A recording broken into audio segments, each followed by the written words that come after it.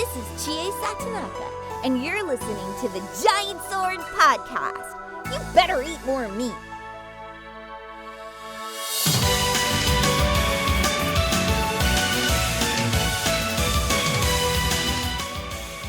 Hello and welcome to this week's Giant Sword Podcast. I'm your party leader, Nick. Joining me as always is Taylor. What's up, Taylor? What up, Nikolai? How are you? All right. You know, depressed. You cleaning up the trash? I can see the broom in the background. No, my room's a complete mess. Okay.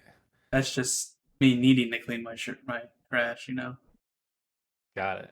I thought you were cleaning up the trash. When you work in the morning, you come home, you don't want to clean shit.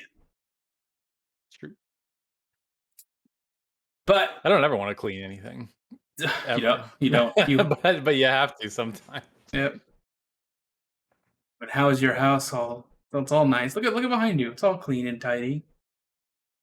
Yeah, this is our office though. I mean, there's literally a vacuum right there because we just cleaned it. So Your room. But you should see my room. My room is a mess. Like literally the last load of laundry or the last session of laundry, I literally just put all my clothes on the middle of my floor and then just picked from it. I didn't put any of it away. That's it. That's that right there. Yeah. It's just wow, I am a lazy sack. normally I fold my clothes, but today this load I did not. Should really get on that. Unappealing to the women, so let's hide that. Yeah, there you go.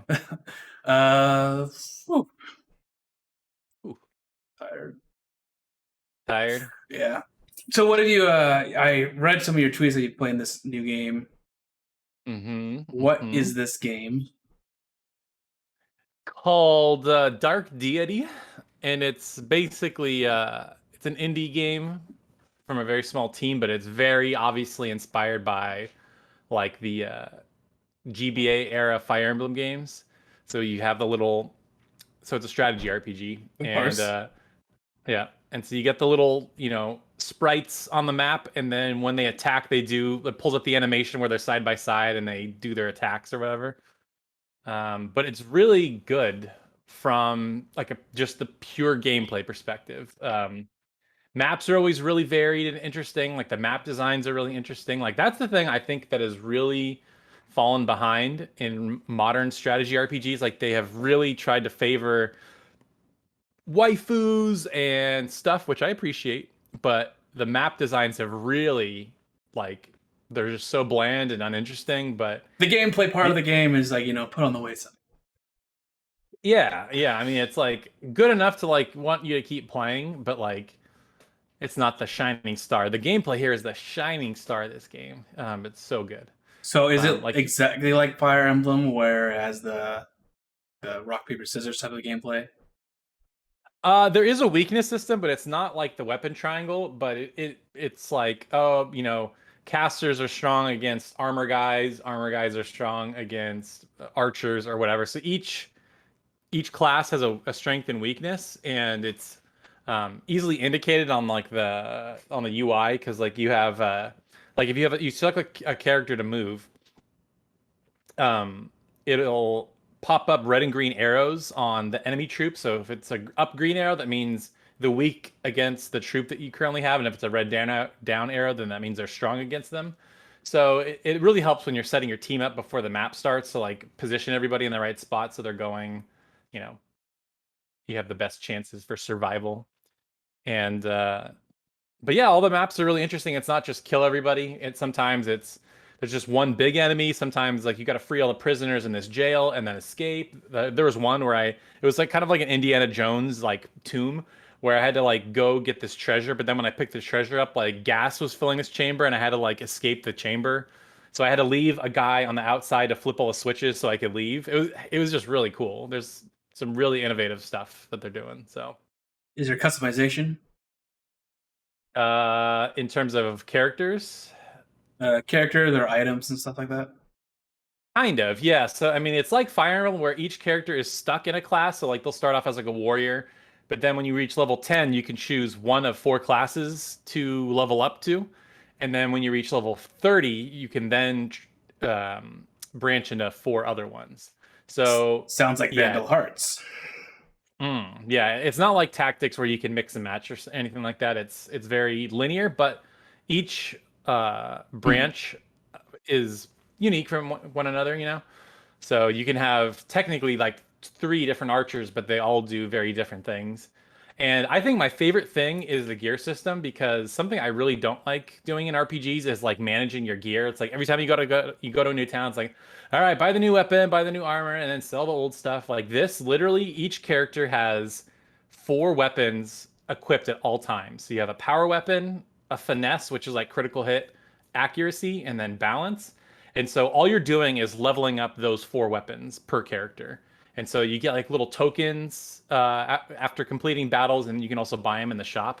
But all you're doing is like leveling up or enhancing those weapons. So you're not buying new ones, So which I kind of like. So there's no weapons that give you different stats. It's all about leveling them up. Yeah, just leveling them up, and it's like, okay, well, I have a rogue. Do I want to really enhance their like critical hit weapon, so they're just really good at doing critical hits, or an archer that's really accurate or whatever? So I kind of like that aspect. It's kind of unique. I've never really seen an RPG do something like that before, although I'm sure there's one that exists, but I liked it because I hate managing gear in RPGs, especially when you just have like your whole bag is filled with just garbage, like so annoying. Yeah, this is what the recent Tales games do. Hate that. Oh yeah. Hate that crap. It's like you get so many of the same items, and there's like different qualities, and then not fun. Not fun. I'm hoping Tales of Arise changes. Yeah, I haven't seen how the loot system works in Tales. I mean, it's very simple. It's like weapon, armor, and then equipment. But I don't know, or accessory. Excuse me. Yeah, like Yule. But yeah, I don't know. Yeah, how complicated it is. But yeah, it's fun. It's only 25. I mean, I got a review code, but it's only $25 on Steam. It's only on PC right now, but they said depending on how well it sells, they'll port it to consoles. So if you like strategy RPGs, especially classic Fire Emblem games, definitely give it a try. It took me about 20 hours to finish it, and then once you finish it, it unlocks like customization options like randomizers. Like it basically unlocks mods. Like you can randomize the enemies, you can randomize weapons, you can randomize how much gold you get, like all this stuff. So yeah, if you want to kind of mess with your experience on the second playthrough, it does that. So by the time this podcast comes out, I'll have a review. So if you're curious, just go to my channel and watch my review. But I highly recommend it. It's very fun. Did it get you like hooked where you just couldn't put it down? Yeah, I mean, I blasted through it whether I liked it or not, because I knew this was going to be, it, this is a total first world problem. But so they're like, yeah, so we're going to send you a review code on the 15th. I'm like, cool. When's the embargo? When's the release date? And like, oh, we'll announce it during E3. I'm like, oh, okay. And so E3 comes and they're like, and the game's out right now. I'm like, damn it. Because that means it's a race to see who can finish the game in the review first. So, but I was genuinely like pretty hooked on the gameplay itself. Like the story is okay. It's like every strategy RPG you've ever played. Oh, there's ancient artifacts and warring kingdoms and all that garbage. So yeah. That's good. That's nothing, good. Nothing you haven't seen before. So if you're into strategy RPGs, Taylor gives us thumbs up, 2 thumbs up, 3 thumbs up. Yeah, I don't know. I'll put it this way. I feel like every year there's one game that just comes out of nowhere that always surprises me like in a really great way, and I feel like that is going to be this game for 2021. It looked cool. I was kind of following it because it was a Kickstarter game, and I follow it on Twitter. But I did not expect to enjoy it as much as I have. It's really good. Any other games that you played, or was that like that was your focus for the whole time? There was another game, but the embargo is very specific. I can't even say that I have it.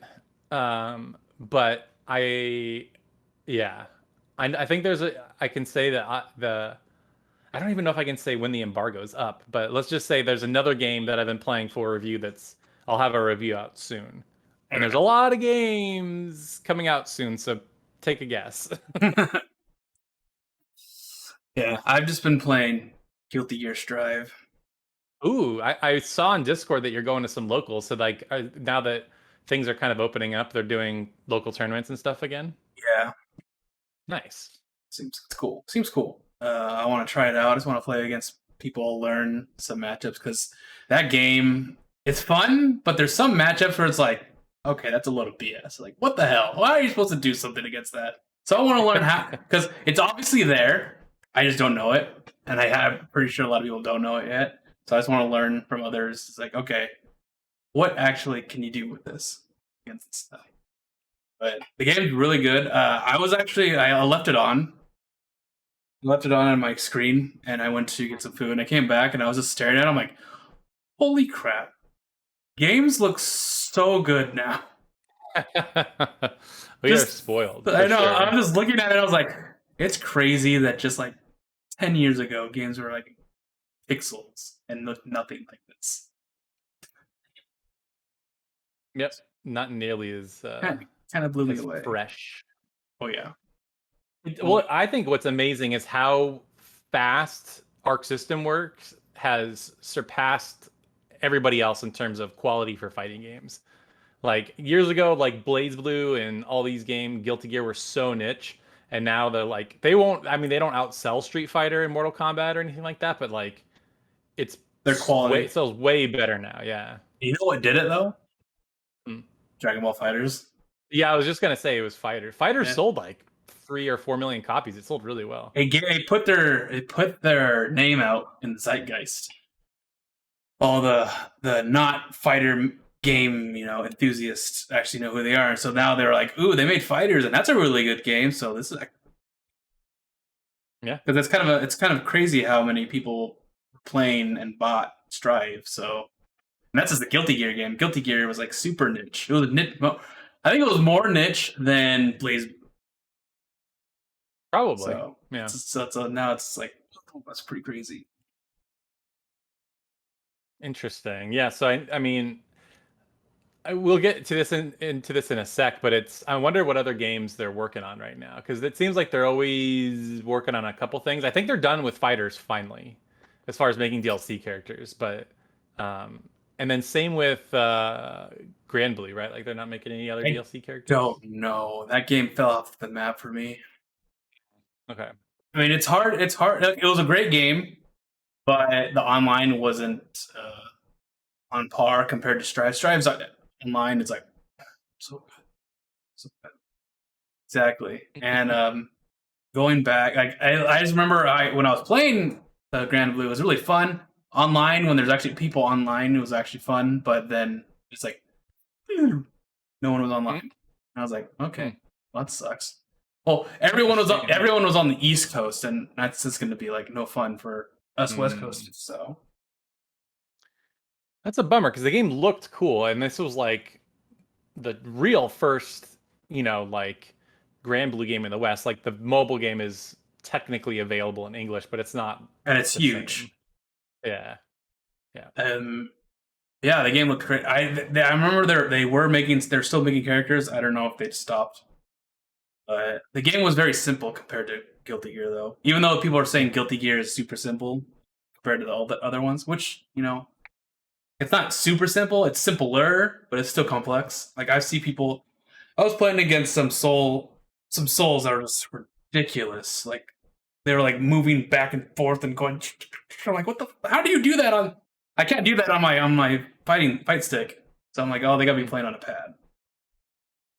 Interesting. Yeah. Crazy stuff you could do. Do they have auto combos like they did in Persona 4 Arena? No? No newbie garbage? No newbie stuff. No pressing A. There's a huge combo. There's none of that. So people are happy that's not there. Yeah, I mean, I feel like they only put that in there because they probably assumed that a lot of RPG fans are going to come in and they're going to play, but they're not going to have the patience to learn the combos and stuff. So, I mean, I get them. I remember when I first started Guilty Gear, I'm like, I don't want to relearn this.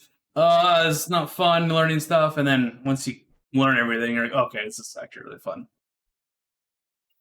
I'm in the minority of that. I know people really like to learn stuff, but me starting from the bottom frustrates me. It's not fun. Yeah.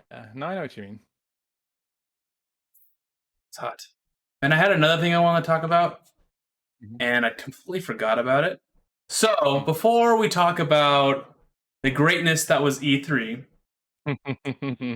I want to do the questions first. Switching it up today. Switching it up today, yeah. Just so we get end with E3, because after talking about E3, I want to kill myself. And yeah. So first, Spaghetti asks, have you guys heard of Shadows of Adam? It's an indie JRPG that's a love letter to FF6. I've heard of it. I think it must have just come out because a lot of people are talking about it recently. But I may have seen old screenshots or something. But to me, it just looks like an RPG Maker game, and that might be A detriment. Post it on. Yeah. Post the screenshots on Discord. I want to see. Okay. I can't look on the computer. I have to look on my phone. Oh, I mean, here I'll send you a link to the Steam page, and then it's got screenshots on there. But yeah, to me it looks, yeah, I can't get past the graphics. It doesn't look very good to me. And I could be missing out on a great game because I'm not willing to look past that. But to me, I just this is super classic. Holy crap! Yeah, okay. Not holy crap that it's bad, but holy crap, it actually looks interesting. But yeah, it does have that RPG Maker feel, which isn't a detriment, not to me. So yeah, apparently a lot of you guys have actually been introduced or like been talking about a bunch of indie JRPGs that we should try out. Caslo25 said there is a more called Citizens of Earth and Space and Edge of Eternity are also ones we should check out. I've seen Citizens of Earth. It looks like a like inspired by Earthbound kind of game. And then Edge of Eternity, I heard that came out and was not very good, but could be wrong. No, yeah, could be wrong. Could be wrong. I need to make a list of all these indies and then like try them out. Not complete them, just try them out and see what they're like. Just for content, you need to create that content for YouTube. Exactly.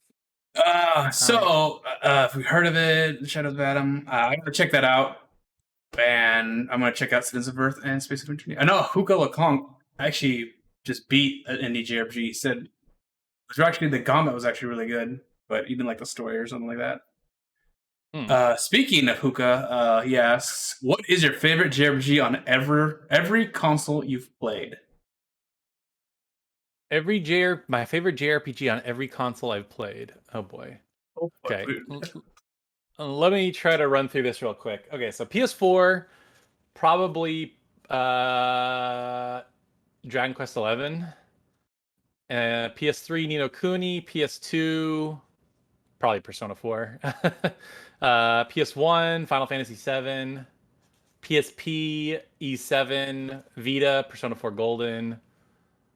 Switch, probably Octopath Traveler. Wii U, I think literally the only JRPG I beat was Xenoblade Chronicles. So that, I guess. The only one I played was Last Story. I didn't really like the Last Story too much, but that's really my only answer. GameCube, I don't think I played a single JRPG from the GameCube. N64, I don't think it had any JRPGs. Super Nintendo, probably Chrono Trigger, and then NES, maybe Final Fantasy 1, but that's super boring. Like NES JRPGs are like almost not worth playing. Let me see. 3DS, probably either Fire Emblem Awakening or Bravely Default. DS, never really played any DS JRPGs. I don't know if you count The World Ends With You, but you have. I know you haven't. Pokemon, maybe? I don't know. Now that could count for you. I was gonna say you played Rune Factory. I'm like, no, wait, never mind. You did not play the DS. Not the DS ones. Yeah, not the DS ones. Never played a GBA. Never played any of those other consoles. And then I guess Game Boy would be Pokemon Red and Blue. Oh, there you go. Whew. Never. And then I guess 360 would be Tales of Vesperia, and then I've never played any Xbox consoles or Sega really. Okay. Go. I'm gonna do handhelds first. Game Boy, I guess Pokemon, because that's the only one I really played on Game Boy. Game Boy Advance. I really liked not Fire Emblem. What's it called? Breath of Fire 1 and 2. That was played that on GBA. Final Fantasy Tactics is a Advance is also one. For the DS, Final Fantasy Tactics Advance 2. 3DS. It's hard. I don't know, kind of hard. Like, I really like Radiant Historia. It's up there, but I also like Rune Factory as well. Rune Factory 4. But Radiant Historia is more JRPG in my book, so Radiant Historia wins. Great game. The 3DS remake is not a downgrade, so don't believe anyone who says that. People say that? Yeah, because the art is new. Their art is different. I know it's better, but yeah, people don't like the art. The Switch. I like Xenoblade Chronicles 2. That was fun. Let's do consoles now. Super Nintendo. Either Tales of Phantasia or Chrono Trigger. PS1, Tales of Destiny, obviously. I mean, there's no comparison. Yep. There's so many. I mean, I enjoy a lot of PS1 JRPGs, but Tales of Destiny wins that out on pure nostalgia. Yep. So that happens sometimes. Yeah. PS2. I've played a lot, and it's hard to narrow it down. Oh my gosh. I'm not going to do a Tales game because I would just say Tales of Destiny remake. Hey, if that's your answer, then it's your answer.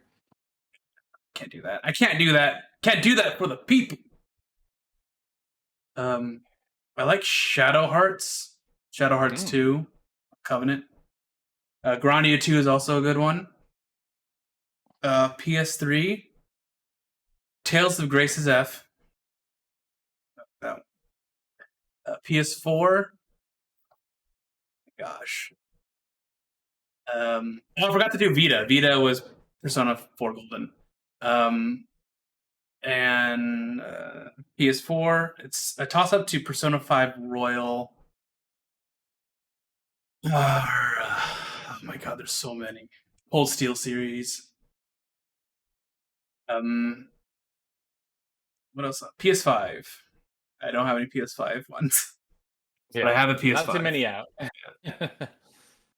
But there's so many good JRPGs that you want to talk about. If you guys want us to talk in depth more on certain JRPGs, please tell us. Like, minor spoiler cast. Wait. Yep. Tell us which one. Tell us which ones you want us to do. Surreal Killer asks, any guest in the future? How about content creators like yourself looking to reach a wider audience? Yes. We are just waiting for the next phase of Giant Sword Podcast. Let's put that up. Hollow Man asks, after playing through Tales of Hysteria, gotta say, like it a lot. I'm kind of baffled why people hate it so much. What are games that you enjoy that get a confusing amount of hate? Should I see a doctor? No, you should not see a doctor. Tales of Hysteria. I'm going to say Tales of Hysteria is a good game, but there are a lot of flaws in it, and I could see why people could hype it up because they're saying they hyped it up a lot. And it was not complete, which is why I call it the Sonic 06 of the Tales of series, because it's there, the game is there, but a lot of things are missing, are incomplete, and broken. Taylor? The one that immediately comes to mind is Fire Emblem Fates. Now, granted, it's been a very long time since I played it. I mean, I've only played it once, and I was pretty much at launch. And but man, people hate that game. And it's not that different from Awakening, but I think people got upset because they leaned so hard into like the bonding waifu husbando stuff. Which doesn't make sense because Three Houses is way worse, and that's beloved. Right. Yeah, so I don't the hate for Fates really confuses me. So cuz it's like gameplay wise, structure wise, it's so similar to Awakening, and then like you said, the bonding waifu husbando stuff is just as bad, if not worse, in Three Houses. Worse. And I like the characters. I like the dynamic of like picking the families and stuff. And I like the character designs, honestly. Like they're very memorable, they're very distinct. So that one I don't get. The only thing I do get is the translation was subpar. They really screwed it up compared to the Japanese. It might not seem subpar if you didn't know, but they really just like really messed up with the Japanese to English translation. Oh, okay. Well, for me, I mean, Tales of Stereo is obviously right. What do I like that people don't like? Is there a game that we like that? Oh, I guess Tokyo Xanadu one of them? I don't know if people don't like it. I think people just don't know about it. It's just underrated. Kind of a hidden gem, if you will. I mean, I guess Tales of Cold Steel series would be one of them because the Trails fan. Did I say Tales of Cold Steel? I think you did. Trails of Cold Steel. Yeah. I know a lot of Trails fans say that it's the weakest out of the three series, and like it gets a lot of hate about it. I don't like. I've played all of them, and they're all different. And I do get Green is Mr. Good Boy, deserves all the women, but I mean, you could not do that if you really want to. You could just bond with all the guys and have the best friends in the world. Okay? It's choose your own adventure. Well, see, here's the problem with Cold Steel, Nick. You got to play the 3 Sky games, and then you got to play the Crossbell games before you start, okay? You can't just start with Cold Steel 1. You got to play 5 other games first, okay? See, people, you don't have to do that. You can start with Cold Steel and play the series, and then you go to the Sky series, which is what I did. The cool thing is that you do see the connections. That's the only cool thing. Yeah. But you don't see them until 3. So you could probably do like Cold Steel 1 and 2. Are you talking about the spoiler connections? No, you see the connections throughout the entire series. The spoilerly like characters all combining to Avengers. Yeah, I guess that's 3 and 4. Saying. Yeah, that's what I'm saying. Because I played Sky 1, and I'm like, I don't see any connections outside of very loose, like, mentions of bracers and stuff. Like that's because you only played Sky 1. Well, whatever. Sky 2, you would see a lot more. Spaghetti asks, what games shown at E3 are you looking forward to play? Oh my god, so many. Really? I mean, Tales of Arise looks amazing. Freaking, I'm getting irritated how many times they've shown Monster Hunter Stories too. It was like at every single conference. It was really fun. Dude, it's like how many goddamn story trailers? There's like 15 story trailers for that game. It's like, we get it, show some gameplay. It wasn't until the Treehouse where I finally understood. Like, they were just doing uninterrupted gameplay. I'm like, okay, I get it now, finally. They just kept showing story trailers. I'm like, why are you hiding the gameplay? Like, what's happening here? But yeah, that looks great. Bummed about, I mean, this is not what he asked, but I'm bummed that they delayed Rune Factory 5 out of this year. That kind of sucks. But just talk about the games, Taylor. We'll talk about E3 later. Yeah, okay, hold on. Let me look at my list of games here. Let's see, Tales of Arise.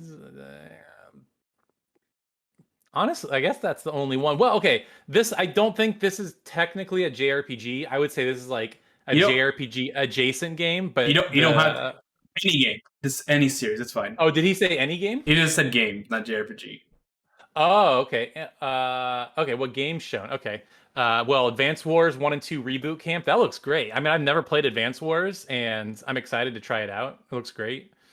Uh, Obviously Breath of the Wild 2. I love the first one. People dunked. They kept dunking on the Square Enix conference. I actually think that Guardians of the Galaxy game looks kind of cool. I don't know if I'm Okay, going to play it at launch, okay, but okay. That Square Enix conference was crap. You gotta admit that was an awful conference, but the game was all right. The game was yeah, fun to watch. It was just yeah. too much of a focus. Yeah, Later. no, for sure. Well, I think, but again, we'll get into it later. But yeah, let's see that. I'm trying to think of what else is coming out that's not necessarily a JRPG. Let me look it up. You tell me yours, and I'm gonna look up some games. Only thing that I was interested in, obviously, is Tales of Arise. I mean, it's duh. Yep. The Halo Infinite multiplayer looks interesting. The story does Really? not. The story does not look interesting. The multiplayer looks fun to play with friends. Really? Yes. Well, it is free to play, so that's exactly. cool. So I'm like, okay, good. Um, Metroid Dread. I'm super excited for Oh that. yeah, Metroid Dread. Uh, yeah. I think those are the. I'm just gonna say those games for now, and then talk about the rest in E3. Okay, Or hold on. E3. I'm looking. I'm trying to quickly scan the release dates for the rest of the year to see if there's something I missed. Let's see. Blah blah blah blah blah.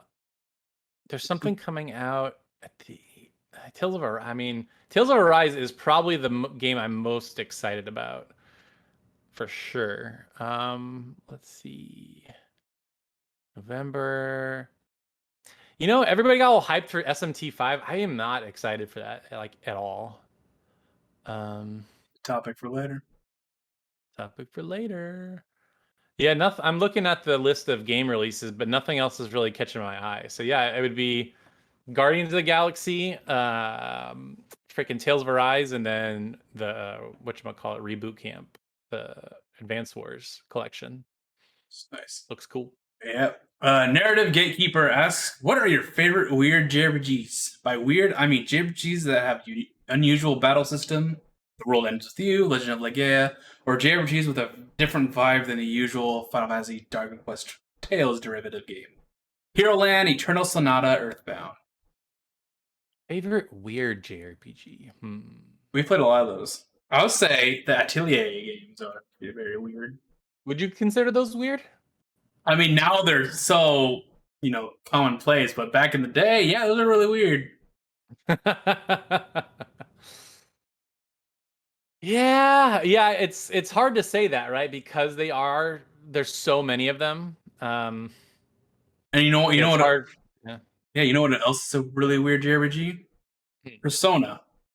The Persona series is a weird JRPG. See, here's the thing. I feel like JRPGs in general are just weird. So to go above and beyond and say it's like saying a weird thing. No. Yeah. So See, I'm going with this perspective, okay? I'm thinking of just like, okay, you think of a JRPG, I think of Final Fantasy, Tales, and Dragon Quest. What's weird compared to those? Persona is one of them. And Atelier.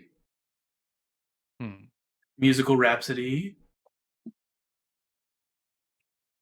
Let me Like see Eternal here. Sonata. Eternal Sonata was a weird JRPG, but even though I think it was kind of like a Tales light game, wasn't it? But it was all about music. Yeah. Well, yeah, it's a Tales-like game, and you play the fever dream of Frederick Chopin or something like that. So that's kind of interesting.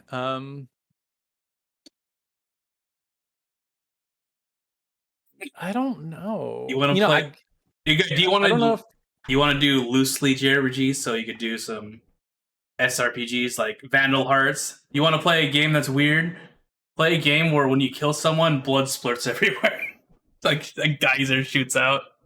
yeah, it's pretty great. And then it's like the most light. It's not really lighthearted, but it seems very lighthearted game art style. So it's very it's very odd, very weird combination. Yeah. don't know. I'm really struggling to think of anything that's weird. The problem I keep coming back to is I think all JRPGs are kind of weird. So to make it extra weird, I don't know what that would even be. Uh, I don't have a good answer. I don't think.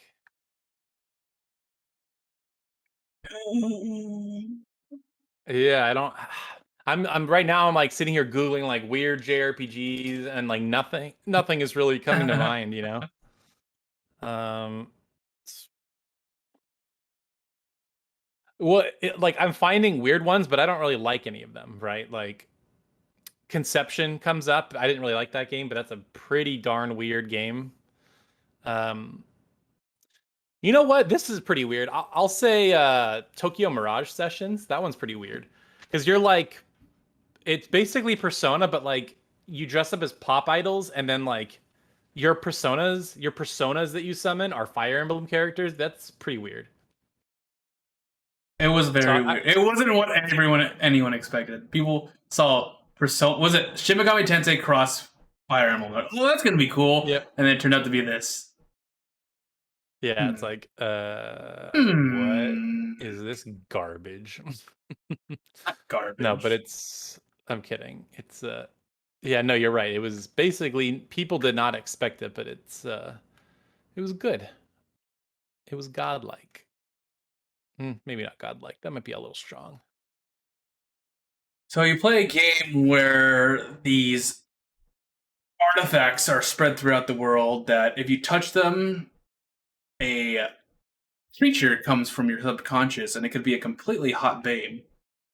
And and they protect you and give you powers, and they're called blades. Wow, go on. That's just an extremely weird concept. It sure is. I feel like PS1 JRPGs were much more experimental and probably much more weird. I mean, So he announced the ones that I would have said, like Legend of Legaia, super classic JRPG, and the battle system's really weird, but awesome at the same time. Yeah, like Jade Cocoon, which is Pokemon Yeah, before Pokemon before Pokemon. yeah, Jade Cocoon was pretty weird. Dude, you bought some really weird games. I did, yeah. And you play them, and they're like, oh, I can't play this. This is really bad. Yeah, some of them were just not good. Yeah. Oh man, I just had one in my head. Now it's gone. Come back. Shadow Madness. Yeah, Shadow Madness. That's one of them. Really weird. I mean, Final Fantasy X-2 is pretty weird, but again, I didn't really like that game. Here's a weird one. I think just as a concept, Super Mario RPG is kind of weird. Like any Mario RPG, I think that's just weird on its own. You know, the Mario and Luigi series. It's a JRPG, guys, and it's very weird. I mean, it's very different. It's Mario as an RPG, pretty with great music. Yep. Hookah Lakonk also asks, can a lackluster or boring story and characters be redeemed by a great gameplay / combat, or do you need to have both great gameplay and story in order to want to finish a JRPG?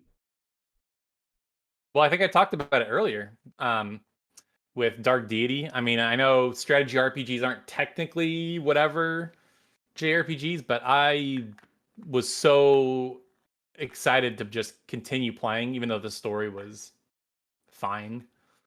Serviceable. Yeah, serviceable.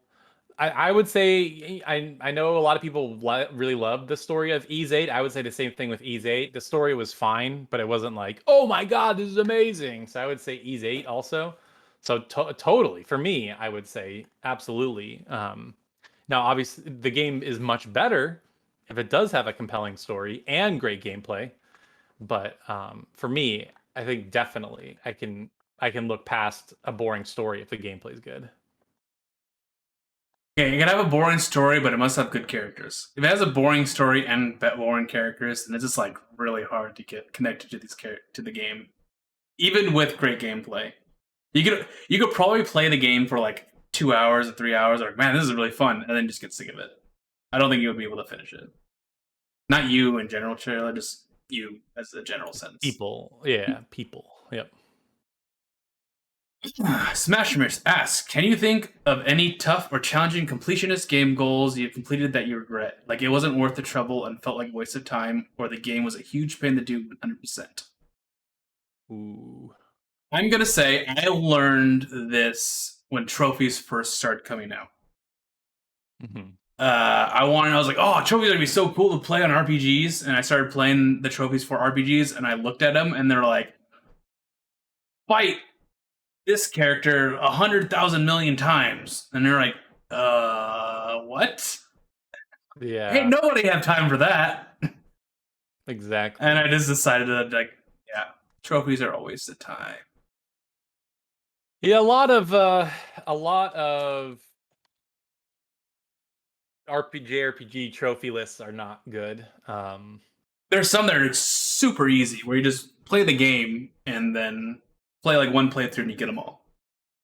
But then there are others where it's like, I need you to find every single secret story scene, and I'm not going to give you a number or, I'm not going to give you a goal. I'm just going to say find every single. Like, yeah, okay. How do I know how close I am to finding it? Yeah, that kind of stuff always annoyed me. Like when it's hard to track, or there's no way to track it. Like you said, beat this enemy X number of times, but then the game doesn't have a menu system that tracks it for you. It's like, what am I supposed to do here? I think the worst ones were in the early days where it's like be ranked number 1 on online leaderboards. Like no one's gonna get that. Oh, dude, that was the only trophy I needed to platinum Rayman Legends. They have these daily challenges, and one of them was to be number 1 for the day. And I was like, I just couldn't do it. I tried so many times. I'm like, I hate trophies like this. So annoying. But I'm trying to. I mean, I platinumed quite a few. I've platinumed quite a few JRPGs. And I don't think you've ever said that it wasn't worth it. Yeah. I will say there were some really annoying ones. Like I feel like the platinuming Sakura Wars, I don't think was super fun, but I really enjoyed that game. So for me, it was one of those things where I was like, I just want to do everything this has to offer because I really like it. But yeah, Sakura Wars was probably my least favorite that I platinumed, because I'm trying to think of other JRPGs I platinumed. I got Ys 9 platinum, Final Fantasy 15, and then that's probably it. Because usually, like you said, getting platinums for RPGs is really hard or not fun. So getting the platinum for Final Fantasy 15 worth it? I suppose. There were a couple really annoying trophies. Like there's this secret dungeon, and is that the one where you have to get the flying car to do so? Yeah. And the dungeon is unlike anything in the game. It's all platforming. So I just remember there was all these weird angles, and you have to like fall at weird. It was so strange. But and I just remember getting frustrated. But I gotta be honest, I kind of like the kind of puzzles I like. I like time trial puzzles. Like, beat this thing in 2 minutes. So that's why I think my favorite trophy list ever is probably Gravity Rush, because so many of them are based around doing those time trials. And I'm like, oh, it's just so much fun to try to, just try to master that and just get a little bit better. So anyway, I think I'm done talking about that. All right. Dari Sham asks, is Shin Megami Tensei 5 going to bring the series into the mainstream? Friends of mine are saying it won't. Nocturne Remaster didn't get much attention, but I don't think you can really compare a remaster to a mainline game. I'll say right away, no, I don't think so. I just think at its core, what this game is, I just don't think it can ever be mainstream. I think, I mean, and that, maybe that's not fair, but it's really dark and grim. It's almost always you get turned into like some kind of demon thing, and then it's the post-apocalypse. At least that's exactly what happens in Nocturne. I'm sure everybody's yelling at me, that's not what happens in 4, but and then it's just it's a dungeon crawler. Like I said in my review, it's a dungeon crawler masquerading as a traditional JRPG. Like there's like, a world map and there's like things to explore, but like the story is so few and far between and stuff. And I know people say that, 4 is very different from 3 and 5 looks even more different than that, but I don't think so. To me, it doesn't feel like it has that it factor. Like I'm sure that's the hardcore S&T fans are going to love it. The hardcore JRPG fans are going to love it, but I just don't think this is the one. It's not the one. I still don't know how Persona 5 exploded the way it did. I mean, I have some idea, probably because of Greg Miller and Colin Moriarty. Can't talk it. Yeah. They kind of brought it into the forefront because it is a very niche game and it's not for everyone because it's super Japanese. But, I mean, yeah. I think the golden version had a lot to do with it. I still think I could be wrong, but I think it's the highest reviewed Vita game. And so like whenever you bought a Vita, which granted not a lot of people bought Vitas, but when you buy a Vita, you got to get golden. And I still remember when I got my Vita. It was such a good day. Ugh, such a good system. So good. And then I'll never forget when they did the gameplay, not the thing we stayed up for, but when they actually revealed gameplay. It was trending worldwide that day. And I just remember people like being blown away by like the menus. Because people cosplayed as the game's menus. I've never seen anybody cosplay a menu before. Like, and like, it just looks stunning. It was so stylized. I think the art style did a lot just to capture people's attention. Because we all agree it is weaker than 4. Persona 5. Story-wise and character-wise. Story-wise and character-wise, yes. But I think, obviously, visuals and gameplay-wise, it's superior. Yes. So, and then the music is like, I think is totally subjective. It's like, they're similar in a lot of ways. So it's just like take your pick type of thing. And I want to play I want to play Persona 4 again. Do you? Yes, actually, I do. Because I could actually stand it, Taylor. Do you? That sounds fun. I was going on down a rabbit hole at work today. I started watching a bunch of Smash reveals, character reveals, like reactions, and I still can't believe Joker is in Smash. What the? Yeah. I was watching this like, how is this a thing? How? Right? It just blew me away. Pretty crazy. And then Sephiroth. Right after the Minecraft character reveal is Sephiroth. Yeah, it was. Yeah, I mean, this is totally. I mean, maybe we'll get to it. But what did you think of what's his face, the guy from Tekken? Oh, Kazuya. It's I mean, it's expected.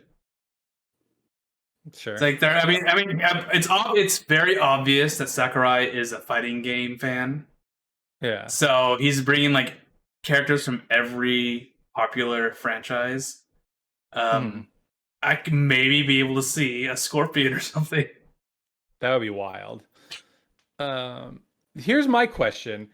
Is Heihachi a guest character in another recent fighting game? Because I swear when they revealed him, like, oh, they're having another Tekken character. I thought Heihachi was already in the game for some reason. No, he's not. Is he? I guess I'm trying to think. He must be in some other game. Or I dreamt that. No, he's definitely in another game. I think he's in PlayStation All-Stars, isn't he? Well, there's that, but I feel like it was recent. Like, Soul Calibur, maybe? He doesn't have a weapon, though. I swear, like Heihachi got announced as a guest character in something recently, and No I don't know idea. what that. Because I'm trying to think of what's even popular right now. I mean, it's just think of the Japanese fighting game series: Sam Show, King of Fighters, uh, Fighting Layer, EX Layer, Melty Blood, that's it. No. Melty Flood. Yeah. Oh, my I'm gonna God, what? I'm gonna go to the next Crap out of me. question. Surreal Killer asks, "Have you ever been recognized in your real lives as the internet stars you are? If so, how did it go down?" Let's see. I don't think so. I mean, compared to At the conventions, but like it was like on my way to a panel or something. Like I remember at MagFest when we had a Blistered Thumbs panel. And like maybe at one other time, but like that's pretty much it. I mean, you got to think about it this way. I'm nothing compared to Taylor or Shadow. I'm Paulie in Rocky 1 when he gets the news crew to interview Rocky, and Paulie's like, "What about me?" And the news anchor's like, "What about you?" That's me. That is me. Taylor's Rocky.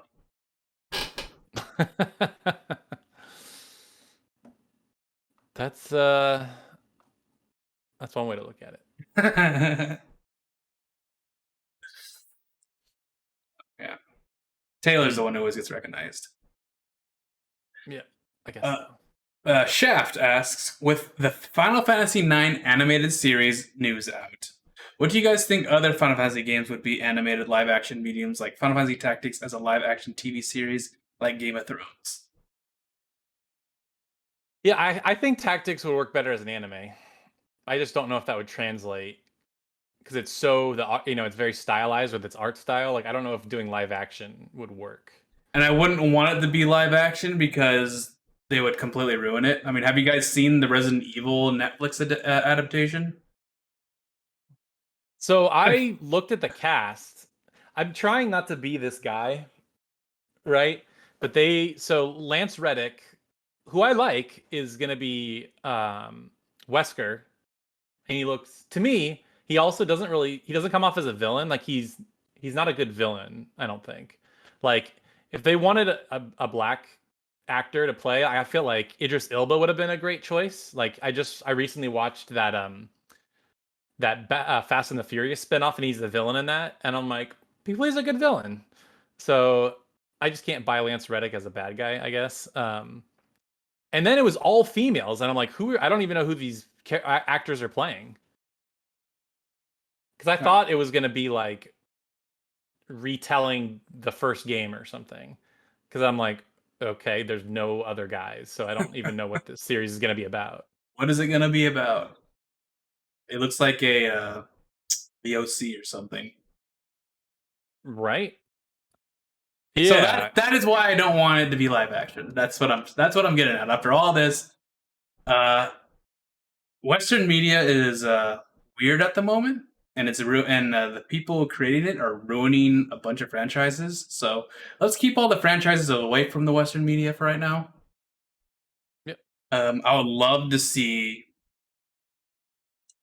dude, Final Fantasy Tactics as the style in the cutscenes or the lines would be great. That would be awesome. Yeah. And you know what they need to do? They need to remake Final Fantasy Tactics. There's a lot of things they need to do with Final Fantasy Tactics. They're just not going to do. So this is what you guys are going to do. When Project Triangle Strategy comes out, everyone buy it. So it gives Square, it's like, oh, people actually like these type of games. Exactly. Yeah. And they're going to bring out Final Fantasy Tactics. All right. Exactly. That is the final question. So let's move to the profound darkness that was E3. Oh boy. Is it everything you expected, Taylor? I don't know. I mean, no, I thought it was a outside of Nintendo, and even in a lot of ways with Nintendo, it was a pretty big letdown. Like a lot of the conferences were like they just didn't have something to show, or they showed like one game, or they only showed games we knew about, and it was like I totally understand that COVID messed a lot of things up. Like I recognize that, and I'm very forgiving of that.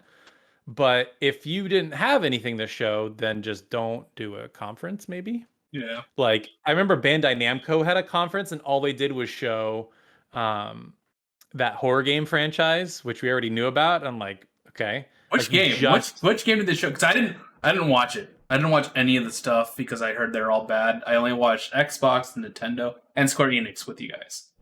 yeah. What a Bandai Namco show? Yeah. I think it's called like House of Ashes or something. The Dark Pictures Anthology is the name of the series. They've been doing these like every year. It's sort of like a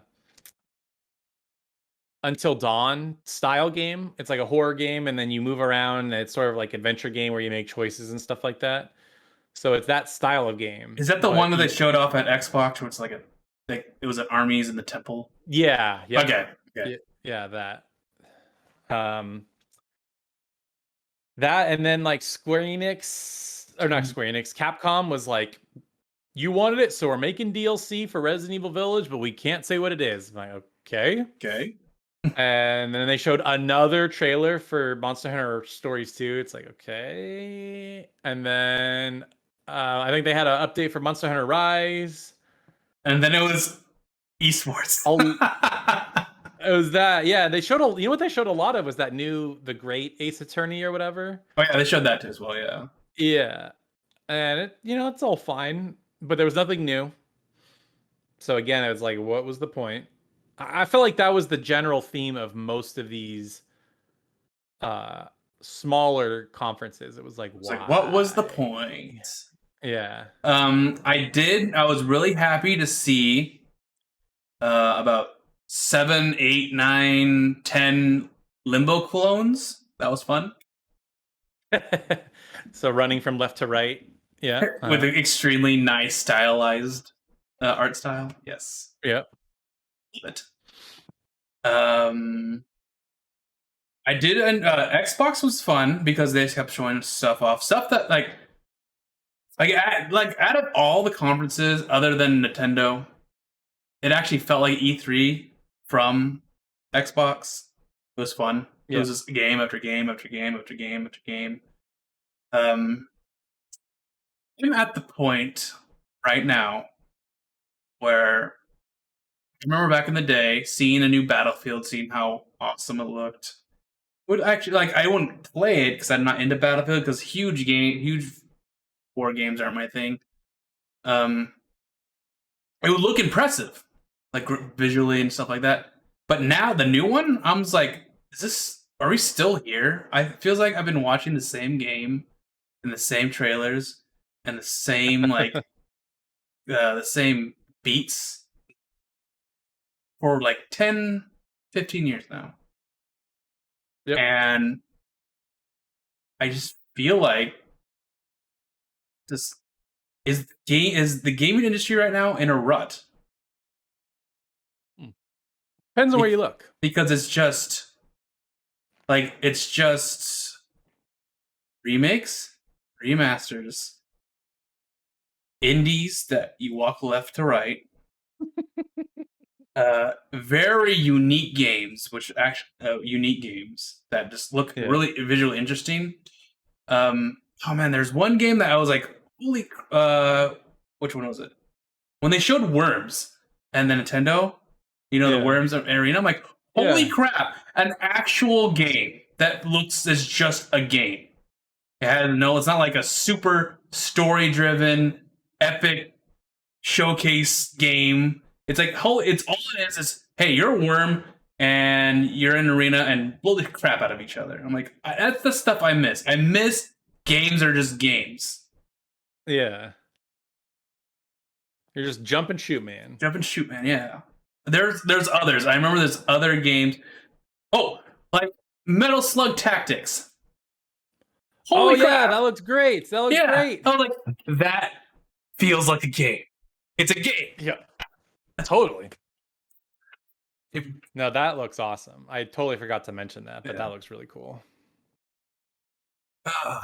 But I hope you guys actually get like my mindset. It's like I want conferences to show games that like I want games that come back as like not as a franchise, but just hey, we're gonna make a game that's fun, right?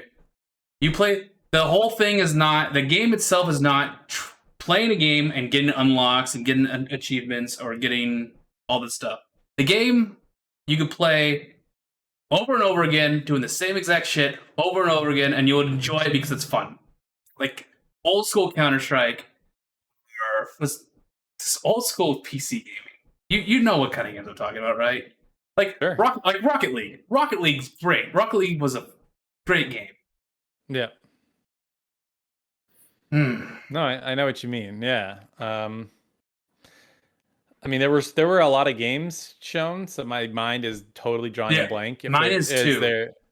Yeah, but I remember. Okay, so they showed Back for Blood, right? Which is that just looks pretty cool. It's a Left 4 Dead. I mean, I've played it. It's Left 4 Dead. It's Left 4 Dead with some like card system where you can create stuff, create like a loadout and stuff. It's interesting. It's fun. It felt broken because it was like super alpha, so I can't wait to play the beta. That looks fun. But then they showed off some weird. Oh, it just felt forced vampire game at the end of the Microsoft conference. Yeah. I was like, this is the cringiest thing I've seen, and they haven't shown any gameplay of it. But this is like the straight up cringe. Yeah, that didn't look good. Yeah. You want to talk about straight up cringe? Let's talk about Strangers of Paradise Final Fantasy Origin. Did you even play it? You can't play it, can you? I can play it on a PS5. Yeah. I've heard that it's fun to play, but boy, does it not look great. And the character designs are super generic. Like that's what I've heard. Yes. It's like it plays weird. Like it feels like it's kind of stiff. It plays unique, but the art style just doesn't do it any favors. Yeah. It's in a weird place. Just like Babylon's Fall. Oh my god, Babylon's Fall, dude. Wow. That game looked worse when they showed it again. Because I watched, like, as the Square Enix conference was starting, I was rewatching that Babylon's Fall trailer. I'm like, this trailer looks kind of muddy. And then when the trailer popped up, I was like, is the stream bad? Like, what's happening? But that's just the art style. And I'm like, whew. Yeah, this game's going to be rough. They're showing multiplayer, though, in the trailers. So maybe the game will still look, or still play like it did in the earlier trailer if you're only playing by yourself. Don't know. But they're trying to show off multiplayer, and it didn't look right. Yeah, it looked really slow for a Platinum game. Usually Platinum games are like lightning fast, and to me this just looked so slow. I just where do you watch? You're watching that on your stream, right? I was watching most of it on my stream, and then my internet pooped out, and then I hopped in with you guys. I'm pretty sure you watched the Babylon Fall on your stream because I remember your face. Because I was watching it, and then deep down, I was like, "This is very disappointing." Like I feel like the people who are looking forward to this is disappointing. And then I looked at your face, and you're like, complete like utter shock and disappointment in your face, and I'm like, "Oh, that sucks." Yeah, I was just like, okay. It's like, E3 was just like really weird choices. The conference, like the choices a lot of devs make, does not make sense. No, you're right. But we could talk about the Nintendo conference, which was very fun to watch, and it threw me back. It was like, holy crap, we are in 2003 again. They showed Metroid, which is like a 2D Metroid, and then when they showed Advance Wars, and then Mario Party, and then Mario Golf, and I'm like, man, I can't wait to get my GameCube and bring my Game Boy Advance over to my friend's house, play some games, and that's what that conference. Even the game, like even though a lot of the games I'm not going to play, the game just showed off. I was like, yes, this is what I miss. Games. Totally. Yeah, I want to look up. There was Nintendo often likes to do this thing where they show this like graphic of all the games they're putting out, and I want to pull it up real quick just to see what like what they're putting out and what's if I'm missing anything. Because I feel like there's like a game or two that I'm totally okay. Here we go. So out now, coming in the summer, Monster. Well, this didn't get shown anywhere, but I'm excited for Neo: The World Ends with You. That looks cool. Yeah, Guardian. Was it not shown? I think it was like shown in a Taj or something like that. Oh, maybe. Oh, that new Mario and Rabbids. Well, they didn't show any gameplay, but I really liked the first Mario and Rabbids. I 100%ed that game. That was really fun. Okay, you remember that game, right? Okay, was it a grid-based game? Uh-huh. Yeah, it's more like XCOM than like Final Fantasy Tactics. No, but was it like at the first one? Was it like more you move in a grid? Yeah, uh-huh. Okay, so now the sequel, they move around like in Valkyrie Valkyrie Chronicles. Valkyria Chronicles, holy shit. Oh, do they? Yeah, I mean, you didn't see the gameplay? Well, okay, so that might be deceiving because the way the first game played is there's like a world map that you like freely can control the characters and there's like secrets you find, but then like once you get to a battle, it like puts you into a typical grid battle. So maybe that's what those early gameplay trailers are really hard to tell like what's happening. So no, I'll show you it after the podcast. Okay. But they changed it up. It's more like you have like a zone where you could run and you could run, hit a character and run back. It's really interesting. Oh, interesting. Okay. Yeah. Dude, I love Valkyrie Chronicles, so not gonna sneeze at that. I like how they said that Metroid Prime 4 is still being worked on. I know, right? But I'm glad they showed off Metroid Dread. That was out of nowhere. I was so surprised to see that. I was like, oh, cool. Super excited. I never really have played a Metroid game before, like ever. So I might have to check that out. This is why I said it reminded me of 2003 or 2001. I don't know what day. It was a long time ago, back when the Game Boy Advance. Okay, guys. Yeah. Because when I had my Game Boy Advance, I borrowed my friend's Metroid Fusion, and oh my gosh, I love that game. That game was so fun. Easy as hell now, but it was so fun. It's super memorable, and to see them actually make a sequel to that, where it's not its own timeline or prequel, it actually is Metroid 5. It's like, oh, cool! I can't wait to see what they're doing. It's good. It's good. Yeah, it's going to be on the Switch, and I'm happy. But there is a perfect handheld game. Oh yeah, be great. And they're missing Switch Pro. Dude, it was so funny. All the rumors leading up to E3, and none of them came true. Like none of them. Really, that's a good thing, though, isn't it? I know it is. Yeah, because I was like, so the Switch Pro. I mean, there was rumors. I remember. What's his face? Abe was talking about a new F-Zero game. They were talking about like this XCOM game with Marvel characters. There was all these rumored games and like none of them showed up. And I'm like, funny. Okay. Yeah, okay. One of the funny because they started off with what did they start off with? Casio, right? With the Smash character. Oh yeah. And then they moved to Life is Strange. And I'm like, no, it's a Square Enix off. It's Square Enix again. And then right after, it was Guardians of the Galaxy. I'm like, no. And then it got good. Yeah. I was freaking out a little bit. Yeah. Yeah, they're porting all the Danganronpa games. I know people are excited about that.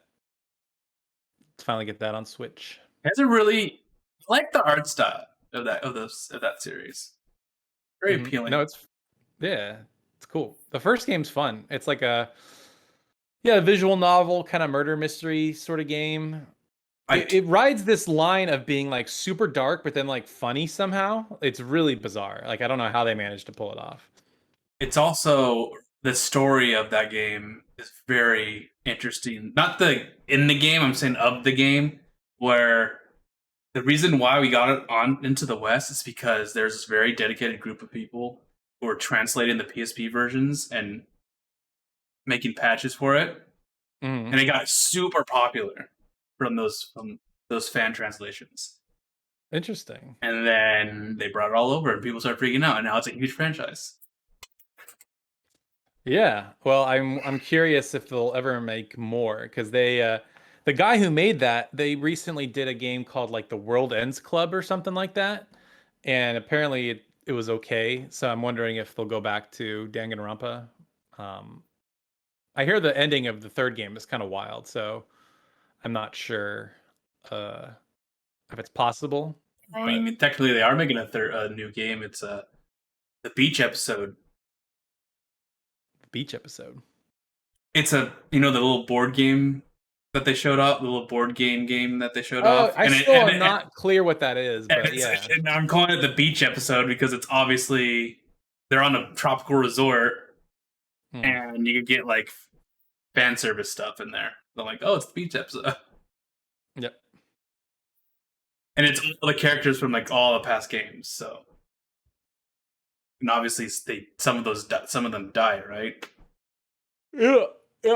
So I don't know. That's what I'm saying. I'm wondering if they just threw canon out the window for that side game, or if something weird happens at the end of 3 where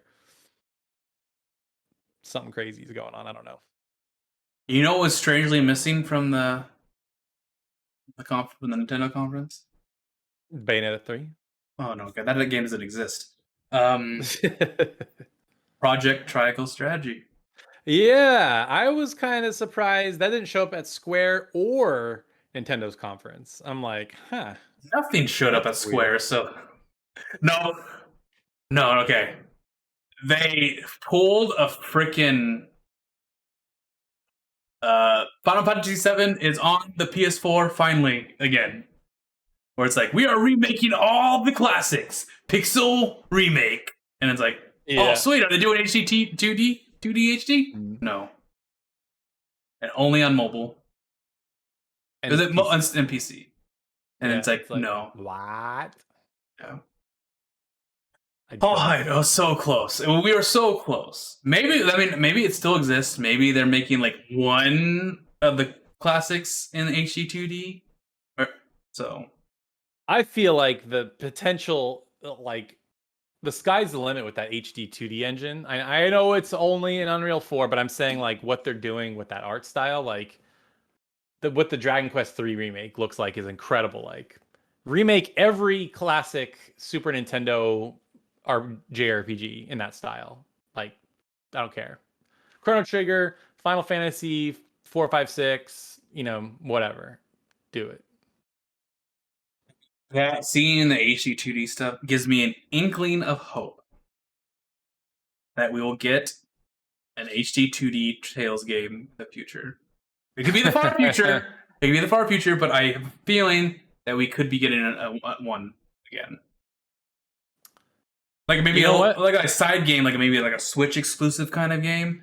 But yeah, we'd still get one. So I'd like to present to you, I was gonna make a predictions video for E3, and then just time got away from me and I never got around to it. So I'd like to read for you my predictions, because you mentioned the Tales thing. So here were my predictions, and literally not a single one even showed up. So my first one was, I thought we were going to get a new Fire Emblem game, and I thought for sure it was going to be a remake. There's a Super Nintendo game that the West never got called Genealogy of the Holy War. I thought that was a slam dunk, easy as pie prediction. Didn't show up. I thought we were going to get a Final Fantasy 16 release date. That didn't show up. There were rumors going around that Persona was going to come to Xbox leading up to E3, and so that was a prediction I wrote down. Didn't show up. This is the only game that literally showed up at all. Babylon's Fall was going to get a release date for this year. That didn't happen. We were going to get more Tales games. There were like rumors and even listings for like a Destiny collection and stuff. And I'm like, interesting. But like with Arise coming so soon, I feel like that'd be kind of weird to do that right when Arise is coming, And then this game sort of disappeared from the Switch, but I thought we were going to get a release date for Genshin Impact on Switch. but maybe they're waiting for the Switch Pro, if that even is a thing, because the rumor is that like they're having trouble getting it to run on Switch, which people always forget how weak power-wise the Switch is. They're like, "Why? Just put it on there. The Witcher can run." It's like, yeah, but have you seen how bad The Witcher looks on the Switch? Like, it looks terrible. It's running at like 540p. Like, it's not pretty. And I thought we were gonna get some more HD 2D Final Fantasy remakes because they were switching up the icons for mobile And now you know with why. all the Final Fantasy games, and I'm like, why are they doing this? Well, now we know why. And it was not good. Not a good reason. So anyway, I apologize for that detour, but I just remember I'm like, wow, I just had hilariously bad predictions. No, I think you had hopeful predictions of a normal E3. E3's dead. So it's just I don't know if this trend is continuing because it seems like the game industry is finally falling on its head. In what way? It's just there's too much stuff coming out and people are just not interested anymore. The only Too much stuff as in too many games or too many conferences, or what do you mean? Too many games that are exact same as other games. The only things that were hyped up were just the classics, pretty much. The Nintendo, the Xboxes. The Xbox conference, all the stuff that was actually people were happy about were franchises that we already knew about, new sequels, and all the new stuff that was showing off. It's like, okay, we've seen this game already. Or it was just really forced cringiness. Yeah, I don't know. I mean, yeah, here the trend that I think needs to really die is the trying to make everything a game as a service, because I feel like there have been so few of those that have succeeded, and there have been so many that failed. It's like I think people need to. I think some of these big publishers need to swallow their pride a little bit and be like, "All right, we're just not built to make this kind of game, so we're just not going to make that game." And I understand they want to make all the money, but sometimes making a lot of money is good. You don't need all the money. Which game of services have they been making? What games? Outriders, Avengers, Division. I feel like every company. I mean, Destiny. Destiny is really the only one I feel like that has successfully managed to like keep it going. And even weirdly enough, I think Genshin Impact is doing a good job of like with what it does. And it made a lot of money. And I think and that's the hard balance, right? Is making a quality product that people enjoy and it continues to make money and it doesn't anger the players. Like I feel like Destiny and Genshin Impact are the only two that really have found a great balance of that. But one, I think, like you've said, or I don't know if you've said this, but I've heard people say that like there's just not enough time in the day to play like more than one of these games, right? So it's like if you have your game that is a game as a service and it has multiplayer, it's like you're locked in. So whatever comes out, like Anthem's another one, right? That tried and failed. Like everybody is trying this, and so few people have really struck gold with it. And I like to think that like we're nearing the end of that, maybe, but who knows? I think I would like. Okay, let me try to time this. I would like the game industry to stop trying to appeal to the Starbucks loving hipster postal elite person. I think, like, in my humble opinion, I think they should. What does that even mean, by the way? Explain that. What does that mean? What does Starbucks drinking coastal elite? What does trying to appeal to that person mean? Like, oh my gosh. People are going to hate me for this. But it's like the freaking, what was it called? The 2K one where it's like, we need diversity and inclusion and all this stuff in our games and stuff like that. And it's like, what does heck has to do with anything? Or oh man, I'm blanking right now. But let me continue. It's like, instead of appealing to those players, because those players exist, they should appeal to the neckbeard gamers. I'm not saying like we're all neckbeard gamers. I'm just saying like people who know, like, who would get a lot of gaming terms instead of trying to appeal to, like, this is what I'm trying to get at. Trying to appeal to a broader audience and trying to appeal to, like, the conferences are trying to appeal to the normies that the Wii brought in. That era. Okay. They should start appealing to the old school PC neckbeard gamers who were there for when Quake was Quake and Doom and those type of games. So it's all about gameplay, you know? Yeah. So they're showing off. God. They're showing off. There's like, they're talking about the game. They show off all the game specifications and all that crap.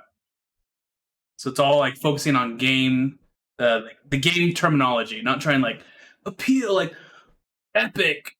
Go join an epic journey with your bros and play Among Us. You know,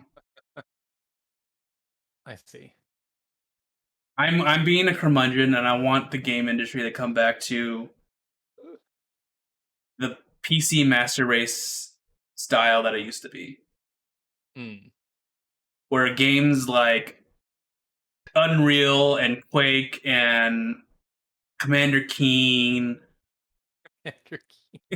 It used to be the thing. I mean, come on. Commander Keen was a kiddie PC platformer, and it was awesome. And it was silly. It wasn't realistic. It wasn't... I want realism to go away. Is that better?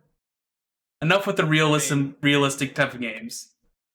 Let me tell about a game that just came out called Ratchet and Clank Rift Apart. Looks awesome, though, right? Yeah. It's like... Sony used to freaking go for games like that. They're not anymore. They're going for the realistic third-person adventure game. I mean, the sad reality is that's just a pure business decision. Because I know they tried making more Little Big Planet. They tried Sly Cooper, and they tried Knack twice. Like, none of those games hit, or else they'd keep making them. Puppeteer. Nothing breaks my heart more than how poor Puppeteer did. I love that game. That game's so good. Okay, did it make enough money, or did it just like not make Call of Duty money? Because I hate saying I feel all the time, but I feel that the industry needs to lay back on the money making dealness.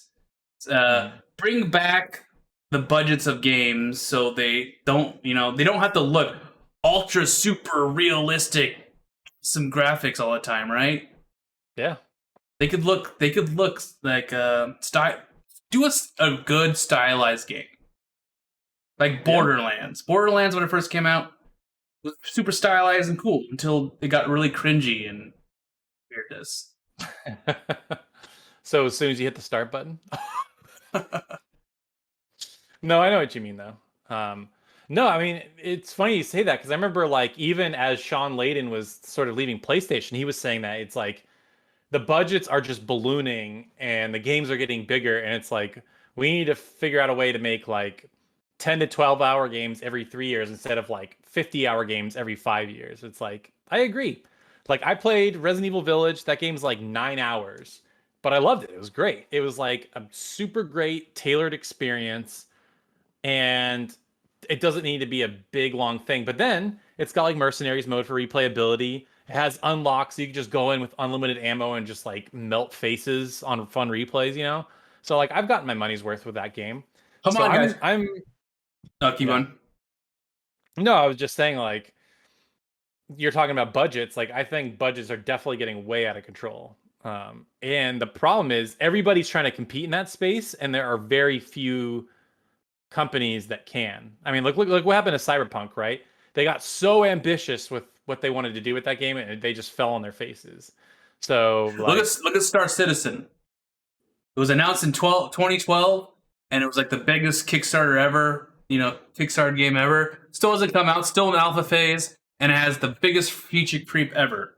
All it needed to be was a freaking a space flight sim flight combat sim where you could explore a world and do Wing Commander stuff. But no, they had you can explore planets. There's first person mode. There's all this crap. It's like no. It's all this crap. just make Wing Commander and make it online. It's all you make Wing Commander freelancer Wing Commander and make it online. That's all you needed to do. They didn't do that. Yeah. All you have to do is make Tony Hawk Pro Skater. You don't have to make Tony Hawk Pro Skater live service with 64 players in a huge city where you can all be skating at the same time. No, you can make a couple of levels, make a few levels, and do silly over the top skateboarding moves and sell it for $30. Yeah, it would sell like hotcakes, and it did. I mean, the remaster is, I think, the best-selling Tony Hawk game ever, if I'm not mistaken, or it's up there. So it's like clearly people still want this stuff. Why do you think Nintendo stuff sells as well as it does? Because it still harkens back to the past, and it's a game. Imagine them quality. Yeah, imagine them making a HD 2D Mario game. Can you imagine that? An HD 2D Mario game. That would be interesting. Make it like they literally just call it like Super Mario 4 or something. Or Super Mario World 2. Yeah. Something like a Super Mario World 3, because Yoshi's Island is 2, but yeah. That's all I have to do. That would be awesome. Man, world. Sucks. It sucks to see the franchises and the companies that we love fall the way they are. I mean, let's be honest though. Like, I think the franchises that we still care about are still turning out good stuff. Like, I loved 7 Remake. 16 looks great. Part 2 for the 7 Remake's going to be good. Like, Persona seems like it's going in a good direction. Tales of Arise looks great. Okay, you're saying all this. You're saying all these Japanese companies, right? Yeah. Yes, but they had a really rough time in PS3. They had their rough time. They did. They had like a whole generation where they had their rough time and they learned, and now they're trying to, I mean, Tales had a rough time in the PS4 era. Yeah. I think they had a good time in the PS3 era because they released a bunch of games and they all sold decently. Good enough for them to keep making them, because I remember Grace's F was going to be like the last one in the West. That was scary. And now it looks like, just looking at Arise in general, that game just looks so polished. The combat looks so good. It looks so fun to play. But it looks... The game definitely looks like it has a bigger budget than yes. any game before. Yeah. The thing is, it also looks like a Tales game.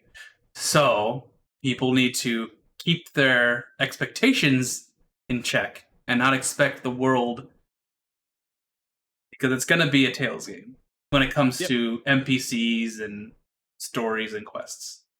Oh, sure. No, you're right. I mean, to me, all I care about, or the thing that I'm excited about, is like the level design seems way more interesting. The combat looks great. The character designs look good. I mean, most of my big complaints with Tales seem like they're being addressed, but we'll have to find out in the final game. Yeah, exactly. I guess like we like Tales and the new Trails game. Games just have to look like they can look like that, and they just have to run well. Like some of the best shooters right now that single player shooters that we played are like Dusk and stuff like that. Have you seen the graphics on Dusk? They look like PS1 graphics. Really? Yeah. High resolution, on but purpose? It's on purpose.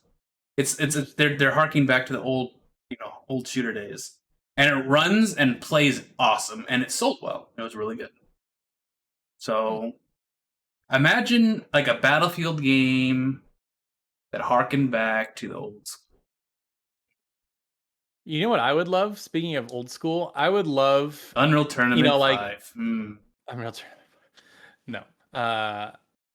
Like we're like really like ramping up the nostalgia with like, pixel art made a comeback, and now it's like HD pixel art is making it's a thing. I'm like, let's make HD PS1 graphics, like low poly, like that would be awesome. There's some games like that right now. They're on PC, but they exist. I could totally see that. Oh, I'm talking about JRPGs, like pre-rendered backgrounds, but make it look really good. Like, oh. So, okay, would you like imagine this. Okay. The models would be like Final Fantasy 9 or 10, right? That kind of style. And the pre-rendered backgrounds would be rendered really well, so they're really good quality. Yeah. Would that work? So it wouldn't be like Final Fantasy 7 models, it'd be like higher end models. Yeah. I even think 10 is too far. Like, I think 9 is the sweet spot, because I think 9 is stylized, but it still looks good. And then, have the backgrounds. Yeah, that would be super cool. I would love that. See, the indies need to get on that and not come out in 2023. Yeah, I don't think it's gonna take that long, but it looks awesome. Euden Chronicle, I'm looking at you. Right. The game that we didn't kickstart is coming out before Rising or whatever. Yeah, that's weird, but the game does look cool though. You know what I will say? I'm curious to get your thoughts. You're talking about all these trends and stuff. I feel like there is a massive trend of making like farming life sim games. Like after Stardew Valley blew up, there's like a million of those games now. There are so many farming life sim games. It's because Stardew Valley exploded like that. Yeah. And people call them like cozy games now, is kind of the term that people throw around. I mean, they are cozy. I mean, it's the thing is they get flooded and then you're like, okay, this sucks. No, you're right. I mean, like once Stardew Valley blew up, I'm sure everybody was like, oh, let's make one of those. And there's probably a lot of crap, but there's some that float to the top that are decent. But yeah, you gotta sift through the garbage. Which is hard to do sometimes. It really is. Wait, what was coming out? Isn't there a new Story of Seasons coming out? Oh no, Story of Seasons Friends of Mineral Town's coming out on other systems, right? Yeah, and Rousseau's Rune Factory 4. Really? Yeah, they're both coming out on PS4 and Xbox now. Rune Factory 4. So the special edition. Special, yeah. Holy crap. Buy it a third time? Nah, I mean, I don't use my PS4 anymore, so... Or you would play it on your PS5, but... If I had a couch and not this... If I lived on my own, Yeah. Hard to... Yeah. So it was... Yeah, E3 kind of depressed me. There's a bunch of games that look really good, but just like, in general, to see where the industry is heading... or is in right now, not heading, just in. It just made me really sad because it'd be great if we just got like a cool trailer that just harkened back to the good old PC days. So what you're really saying is there were no neckbeard PC games that got shown. Yeah. I would like the MechWarrior 5 was like a perfect example. It's not like it's MechWarrior, so it's sometimes it's archaic because it's like all it is you go do a base and you blow it up. Fight mechs and you blow it up. Blow them up. That's all you do. And then you get better mechs and run your mercenary company. Very simple. Very, very old school PC, And it's nice. It's really fun. I would love, and I don't know why Epic's not doing this, make a new Unreal Tournament. They could make it free to play, and they can earn money by selling skins for their weapons, skins for their characters, and they could keep their own. They could do all this leveling up crap that they like to do, keep it in their servers, but also have people able to host their own. But you can't get any experience or something. You just play. That is what you get out of the game. Is you play and you have fun. You don't need to level up. No, Nick, you need to level up. You need the battle pass. Okay? No, you don't need that. You just need to have fun. No. Which is what I experienced this in Overwatch, right? I was playing the beta before all the loot boxes and crap were out. You just play the game. The game was fun. You didn't have to try to get the best stuff. And then when the loot boxes came out, and I'm like, I don't like this. I don't care about unlocking stuff. Yeah. But Tales of Rise is looking good. Was it Dark Deity was fun to play. Guilty Gear Strive is fun. Taylor still can't find a PS5. Anime is fun. I need to catch up on anime. I'm way behind. You're way behind. I think the last episodes of the season are coming out now, or next week. I think you're right. Yeah, because Crunchyroll, I noticed today they started announcing the summer season. So. And Kraft, if you listened this long, I'm sorry for calling you out last episode. All right, I'm sorry, but it's a problem close to heart. Like all the fandoms that I love are weird. I don't like being a part of them. Well, Taylor, what do you think you're going to be doing in the next few games? What am I going to be doing in the next few weeks? Well, by the time this episode comes out, I can say one of the games I have a review code for, but I have not even touched because I've been busy with other games. But definitely going to be playing some Scarlet Nexus. As of the time of this recording, the embargo lifts tomorrow. So the reviews will be out and people will know what it's like. And then I think the game comes out Friday. I really wish I had a PS5 to play because I played the demo and it doesn't run at 60 frames per second on PS4. I'm like, oh, this game begs to be run at 60 frames, but still fun. So I'll probably be playing that. I am getting this really cool JRPG book. So I might do a video on that. What do you mean a JRPG book? It's this book from Bitmap Books. I think it's literally called like the JRPG book or like the history of JRPGs. Hold on, let me look up what it is. But I want to do a video on it. So it's basically like, yeah, just kind of a history of JRPGs, and it's got like cool art and yeah, what's it called? Yeah, okay. A Guide to Japanese Role-Playing Games is what it's called. So it's got like history, screenshots. I don't know. As a JRPG fan, I felt like I needed to have this. Even though I probably know everything about what's in it. I just don't buy a lot of like art books or anything, but like this looks really quality. So I'm excited to start digging through it. All right. Yeah. That's cool. Yeah. What about you, sir? Well, I guess I'll just announce it now. The Giant Sword Podcast is going to be going on hiatus for about a month.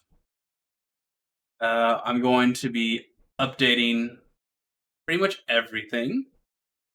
So I want to upgrade the quality of the, not just the static background that you see here. I want to make it a little more involved. I want to get more guests. I already have a few in mind. Different topics, different sections. Not every episode is going to be structured the same. Some are going to have certain segments, some are not. What I want to do, I want to pretty much have a relaunch because it is the 150th episode. So, no, next episode will be the 150th episode. So I want that to be kind of a big thing. And I'm going to relaunch everything pretty much. We'll be back in a month. Don't worry. Maybe even earlier. The reason why a month, because I'm going to be gone on vacation for a couple weeks next month. So during those, I'll be working on all the stuff. I'm going to relaunching our Patreon and all those stuff, so you could help support us. That'll be fun. I'll bring back the store with the t-shirts and all that, so you can get the t-shirt with Taylor's face on it. Yeah, that one. Yeah. So that's what I'm going to be doing, and playing Guilty Gear Strive. And I'm have ideas. I have to do more. To actually do YouTube videos. Maybe I'll get onto that. I don't know. It's hard. It really is hard to do some of the stuff when your job requires you to wake up at 2 a.m. every day. You get really tired and it's hard to focus on stuff. So that's why I haven't been playing JRPGs as much, is because I'm really tired. And when I play JRPG, I have to focus, and I just lay down. Yeah, but I don't want to think. Yeah, I don't want to think. Actually, I did start Trails in Azure. I started playing that, and I was like, you know what? I'm just going to wait until I go on vacation. This will be my game I play on vacation. And that's why I stopped playing it. Nice. So, that's my Very vacation fun. day. Oh, yeah. I played it, I'm like, oh, yay. A new Trails game. Taylor Did would you be already like, play 0? I did. I beat 0. Okay, cool. I beat 0 before 4. Cool too. Nice. Yeah. So hopefully you guys stick with us. We'll definitely still be active in the Discord. That will probably be being remodeled as well. But yeah, come join our Discord. Taylor showed it off in one of his streams the other day, and we got a lot of new people. Thank you guys for joining. It was fun. It's fun to get to know you guys. I'll be more active. Game nights are going to come back. Play some Mario Kart. Are you ready to play some Mario Kart, Taylor? Oh yeah, get owned. Get owned. Get Mario Karted back to 12th place. Yeah. It's gonna be great. No Maddie though, so she won't use her her hacked link anymore. Well, yeah. Thank you guys for listening to us, and we'll be back in a month. And hopefully everything's all updated and nice and cool, and you'll all like it. So I'll see you guys later. Later.